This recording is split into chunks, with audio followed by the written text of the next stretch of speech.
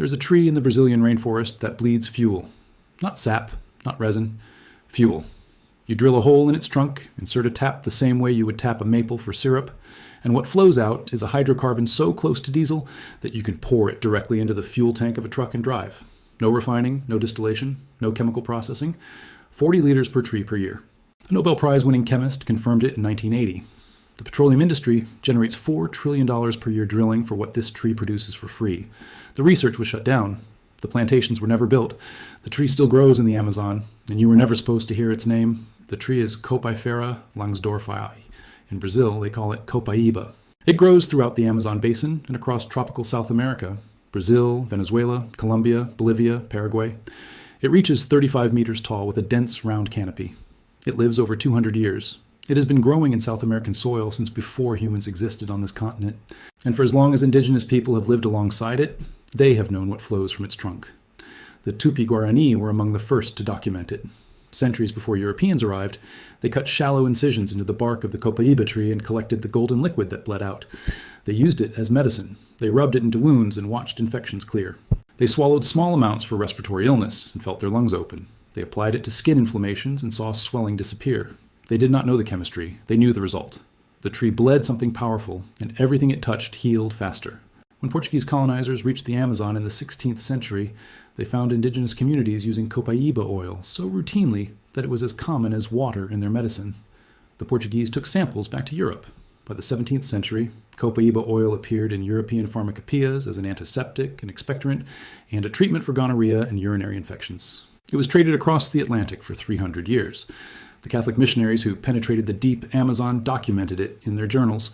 They called it the balsam of the forest. They watched indigenous healers use it on wounds that European medicine could not close. And they noted, in passing, something that no one followed up on for another 3 centuries. The oil burned. Cleanly. Steadily. In lamps. Like fuel. Nobody cared. The world ran on whale oil, and then kerosene, and then gasoline. The fact that a tree in the Amazon produced something combustible was a curiosity. Not a threat. Not yet. Then came the oil crisis. In October 1973, the Organization of Arab Petroleum Exporting Countries declared an oil embargo against the United States and its allies. The price of crude oil quadrupled in months. Gas stations ran dry. Cars lined up for blocks.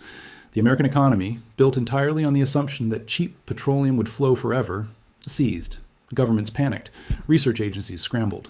The Department of Energy was created. Billions were poured into finding alternatives: solar, wind, nuclear, ethanol from corn, biodiesel from soybeans. Every possible replacement for petroleum was investigated with desperate urgency. And in a laboratory at the University of California, Berkeley, a Nobel Prize-winning chemist named Melvin Calvin was already working on something none of them expected: plants that produce petroleum. Calvin had won the Nobel Prize in Chemistry in 1961 for mapping the path of carbon through photosynthesis. The Calvin cycle, named after him, taught in every biology classroom in the world. He understood better than anyone alive how plants convert sunlight and carbon dioxide into complex organic molecules. And in the late 1970s, as the energy crisis burned through the American economy, Calvin turned that understanding toward a question no one else was asking. If photosynthesis can build sugar, can it also build hydrocarbons? Can a plant produce fuel the same way it produces food? Not after fermentation, not after chemical conversion, directly, in its own tissue, as a natural product of growth. The answer was yes, and he found it in 2 places. The first was Euphorbia lathyrus, a weedy plant native to southern Europe that produced hydrocarbon-rich latex amounting to 35% of its dry weight. Calvin planted experimental plots in California in 1977. He calculated that an energy farm of Euphorbia could yield the equivalent of 10 to 20 barrels of oil per acre per year. He published the findings in Science. He proposed commercial plantations across marginal lands in California. The work was funded. The plots were planted. The second was the tree from Brazil, Copaifera langsdorffii. Calvin reported in 1980 that this single species produced 40 liters of hydrocarbon oleoresin per tree per year. The liquid was composed of sesquiterpenes and diterpenes, carbon chains between 10 and 20 atoms long. The same molecular family as diesel fuel, the same carbon backbone, the same combustion characteristics. He stated plainly in published work that the liquid could be placed directly into the fuel tank of a diesel-powered vehicle and used without modification. No cracking, no distillation, no refinery. A tree that manufactures ready-to-burn diesel fuel inside its own vascular system using nothing but sunlight, water, and carbon dioxide from the air. Calvin calculated further. 100 Copaifera trees planted on a single acre could produce 25 barrels of fuel per year. A 1,000-acre plantation could produce 25,000 barrels annually. He proposed that tropical nations with suitable climate could establish petroleum plantations. Not wells, not rigs, not offshore platforms, plantations. Living forests that produce fuel forever without drilling a single hole in the earth. He proposed it publicly. He published it in peer-reviewed journals. Then the oil crisis ended. By 1983, crude oil prices had stabilized. The panic subsided. The urgency evaporated. And one by one, the alternative energy programs launched during the crisis were defunded, shelved, or quietly abandoned. Calvin's euphorbia plots in California lost funding. The petroleum plantation concept was never scaled. No Copaifera plantation was ever established at commercial scale anywhere in the world. The research papers remained in academic archives, cited occasionally by botanists, ignored entirely by energy policymakers. Calvin continued working until his health declined in the early 1990s. He died in 1997. His obituary mentioned photosynthesis. It mentioned the Calvin cycle. It mentioned his Nobel Prize. It did not mention the diesel tree. It did not mention petroleum plantations. It did not mention that a Nobel laureate had publicly proposed a renewable, decentralized alternative to the entire petroleum industry, and that the proposal had simply been allowed to disappear. The oil industry did not need to suppress it actively. They did not need to send lawyers or lobbyists or hired scientists to debunk it. They needed only one thing. They needed the crisis to end. Once gasoline was cheap again, once the lines at the pumps disappeared, once the economy stabilized, no one asked about the trees anymore. The research died of neglect, which is how the most powerful industries in the world bury their threats, not with force, with patience. Wait for the urgency to pass. Wait for the public to forget. Wait for the funding to dry up. The tree still grows. The fuel still flows. The plantation was never built. Now here is what the science says about what this tree actually produces. Copaiba oleoricin is composed of approximately 80% sesquiterpenes and 20% diterpenes. The dominant compound is beta-caryophyllene, a 15-carbon molecule. The remaining fraction includes alpha-copene, alpha-bergamottine, and various diterpenic acids. The sesquiterpene fraction is volatile, thin, and burns readily with a clean flame. The diterpene fraction is heavier, resinous, and contributes to the oil's remarkable stability. Copaiba oleoresin does not oxidize or spoil the way vegetable oils do. It remains combustible indefinitely. The energy density of the oleoricin is comparable to conventional diesel fuel. Compression ignition engines designed for petroleum diesel operate on Copaiba oil without modification. This was not theoretical. This was tested. Calvin reported it. Brazilian researchers confirmed it. The Queensland of Primary Industries documented it in their risk assessment of the species. The tree produces a drop-in replacement for diesel fuel, not a feedstock that needs processing. A finished fuel, and the tree does this for 200 years. A single Copaifera langsdorffii planted today will reach reproductive maturity in 5 years under plantation conditions. It will begin producing harvestable quantities of oleoresin within a decade. It will continue producing 40 liters per year for the remainder of its lifespan. Potentially 2 centuries of continuous fuel production from a single organism that requires no fertilizer, no irrigation beyond its natural rainfall, no pesticide, and no human intervention beyond the annual tapping. During World War II, on the other side of the Pacific, a related phenomenon played out in real time under wartime conditions. Japanese forces occupying the Philippines ran out of conventional fuel as Allied supply interdictions severed their logistics. Soldiers discovered a local tree, Pittosporum resiniferum, the petroleum nut, whose fruit produced an oily hydrocarbon that burned in engines. They filled tank engines with it. They drove on tree fuel because they had no petroleum.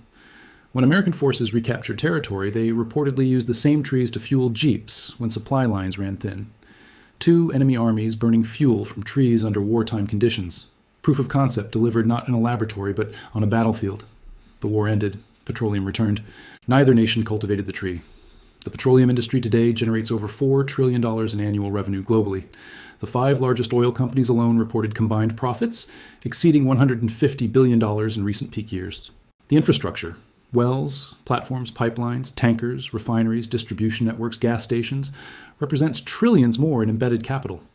This is not an industry that tolerates disruption. This is not an industry that funds alternatives that would decentralize fuel production permanently.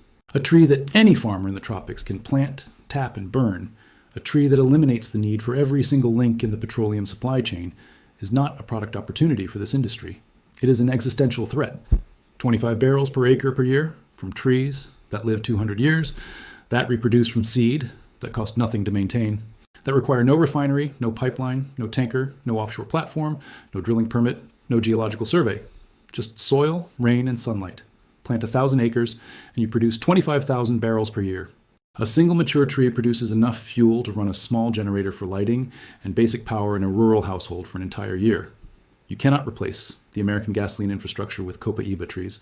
The climate constraints are real. The growth period is real. This is not a solution that fits the existing system. It is a solution that makes the existing system unnecessary for the hundreds of millions of people in the tropics who currently import diesel at prices that destroy their local economies. It is energy sovereignty growing in the ground.